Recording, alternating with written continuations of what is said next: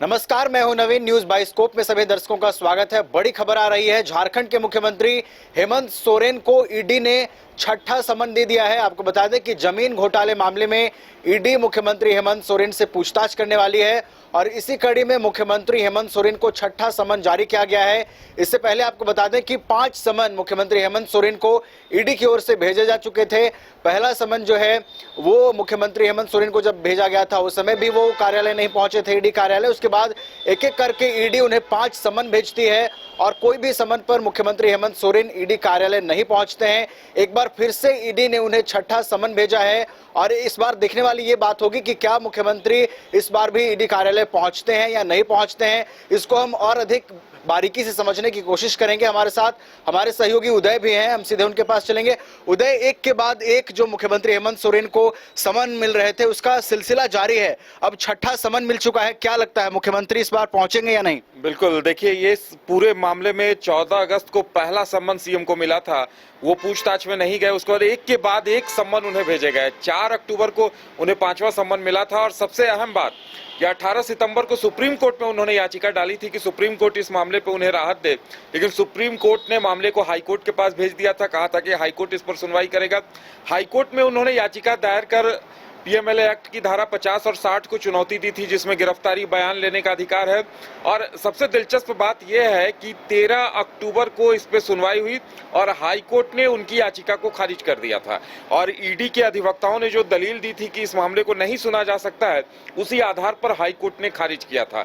उसके बाद छठे सम्मन का इंतजार हर किसी को था कि अब आगे अगला कदम ईडी का क्या होगा। तो अब लगता है कि चुप्पी टूटी है और ईडी ने उन्हें छठा सम्मन दे दिया है और वक्त बहुत कम दिया है। बताया जा रहा है कि ठीक एक दिन पहले सम्मन जारी किया गया है और 12 तारीख को उन्हें बुलाया गया है। जाहिर सी बात है, छठे सम्मन के बाद भी अगर सीएम हेमंत सोरेन नहीं पहुंचते हैं तो अब कई सवाल खड़े होते हैं कि ईडी कैसा एक्शन लेगी, कौन सा एक्शन लेगी, क्योंकि अब उन्हें सुप्रीम कोर्ट और हाई कोर्ट दोनों से ही झटका मिल चुका है।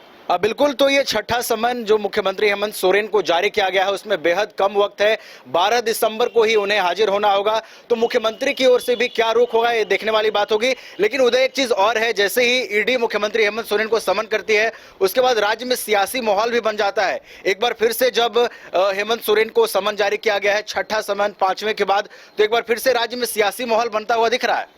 बिल्कुल, झारखंड में सियासत अभी अपने उफान पर है। धीरज साहू के यहाँ से जो पैसे मिले हैं उसे लेकर पक्ष और विपक्ष के बीच लगातार आरोप प्रत्यारोप भी चल रहा है। हालांकि अब कांग्रेस भी धीरज साहू से किनारा करती नजर आ रही है। जेएमएम के भी कुछ मंत्री जो बचाव में बयान दे रहे थे, अब वो भी साइड हो गए हैं और चुप्पी साधते नजर आ रहे हैं। ऐसे में सीएम के मसले पर कौन क्या कुछ बोलता है, कितनी राजनीति होती है, यह आने वाला वक्त बताएगा।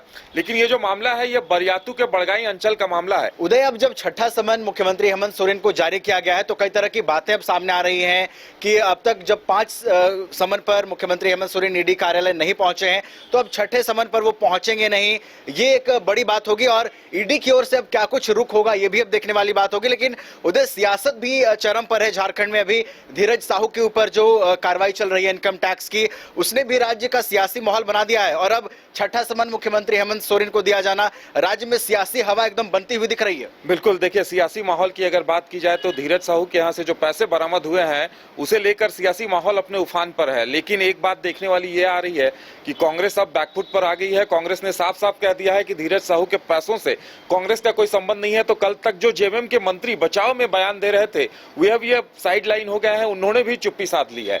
ऐसे में सीएम को जो सम्मन दिया गया है उस पर क्या कुछ प्रतिक्रिया आती है, क्या राजनीति होती है, ये देखने वाली बात होगी। हालांकि बाबूलाल मरांडी लगातार सवाल खड़े कर रहे हैं और विपक्ष लगातार सीएम पर हमलावर है। ऐसे में छठे सम्मन को लेकर सियासत तो जरूर तेज होगी और ये बड़गाई अंचल के जमीन का मामला है, जो जमीन आवंटन हुआ है सीएम हेमंत के नाम पर। बताया जा रहा है कि इसकी कीमत लगभग 50 करोड़ बताई जा रही है और गलत तरीके से ये जमीन आवंटित हुई है। उसे लेकर ही जो कागजात बरामद हुए थे, बताया जा रहा है कि भानु प्रताप नाम के जो कर्मचारी थे उनके यहाँ से कागजात बरामद हुए थे और उसी के आधार पर सीएम को तलब किया जा रहा है। वहीं दूसरी तरफ लगातार प्रेम प्रकाश को लेकर भी विपक्ष हमलावर है। प्रेम प्रकाश को लेकर कई बड़े खुलासे हो रहे हैं। ऐसे में सरकार को जवाब देना मुश्किल हो रहा है। अब देखने वाली बात ये होगी कि ये जो सम्मन आया है, सीएम इस पर क्या कदम उठाते हैं। जाहिर सी बात है, अब अगर सम्मन को फिर से इग्नोर किया जाता है तो ईडी कोई एक्शन ले सकती है।